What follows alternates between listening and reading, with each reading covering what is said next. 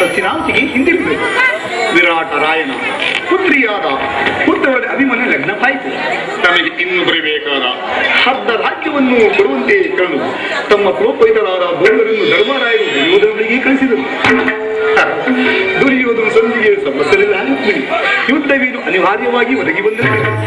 ಹಾಗಾದರೆ ಪುನಃ ನಿಮ್ಮ ವಿಶ್ರಾಂತಿಗಳು ಕಳೆದು ಹೋದವು. ಗೋಪಿಕಾಂಗಿರೆ ಕಟಾಕ್ಷ ತಂದಿದ್ದ ಈ ದ್ವಾರಕಿ ವಿಷಯದಿಂದ ನನಗೆ ಅನಂತ ಭಾಗದ ಹಗಲದ ಕಾಣಲು ತಮಗಿನ್ನು ಸಾಧ್ಯವಿಲ್ಲವೇ ಪರಮಾತ್ಮ? ನಾನು ಲೋಕ ಸೇವೆ ಅರೇಕೆನ್ನುವಂತಾಗಲಿ ನನ್ನ ವಿಶ್ರಾಂತ ದಿನಗಳು ಕೊನೆಗೊಂಡಿತ್ತು. ನಾನು ಅದಕ್ಕಾಗಿ ಚಿಂತಿಸಲಿಲ್ಲ. ಹಾಗಾದರೆ ಈ ಪ್ರಶಾಂತವಾದ ಮುಖಭಂಗಿ ಏಕೆ? ಯುದ್ಧ ಸಮಾಚಾರವ ಕೇಳಿ ವೀರಯುತಿಯನ್ನು ನಟಿಸುವುದು ಸಹಜ. ಶಿಶುಪಾಲಾದಿ ನಾನು ಸಂಬಂಧಿಸಿದ ಈ ನಿಮ್ಮ ಚಕ್ರ ದೃಷ್ಟಿಯು ಪುನಃ ಜಾಗೃತವಾಗಲಿ. ಜಗತ್ತಿನ ಯಾವ ಮೂಲೆಯಲ್ಲಿ ಯಾರು ಜನ್ಮಿಸರು ಅದರ ದೀಕ್ಷಿತರಿಗೆ ಯಾವುದಾಗಲಿ ಪರಮಾತ್ಮ. ಸ್ವಾಮಿ, ಯುದ್ಧವೇನು ಒದಗಿ ಬಂದಂತೆ. ಆದರೆ ಈ ಯುದ್ಧದಲ್ಲಿ ನಿನ್ನ ಪತಿಯು ನೆರೆಸ್ತರು ಯಾರ ಪಕ್ಷವು ಹಾಯ್ದವರಿಗೂ ಕಾದಾಡಲು ಪ್ರಶ್ನೆ ಮಾಡಿರುವುದು. ಹಾಗಾದರೆ ಈ ಶೈನಾಗಾರ ಮತ್ತು ದಾಟದಲ್ಲೂ ಒಂದು ಅನುಕೂಲವಾದ ಕಾಣಿಕೆ ದೊರೆತಂತಾಯಿತು. ಈ ನಿಮ್ಮ ರಾಜನೀತಿಕ ಕೌಶಲ್ಯವನ್ನು ಈಗಷ್ಟೇ ತಿಳಿದಂತಾಯಿತು. ಇದು ಪರಿಹಾಸ ಇಲ್ಲ ತಾನೇ?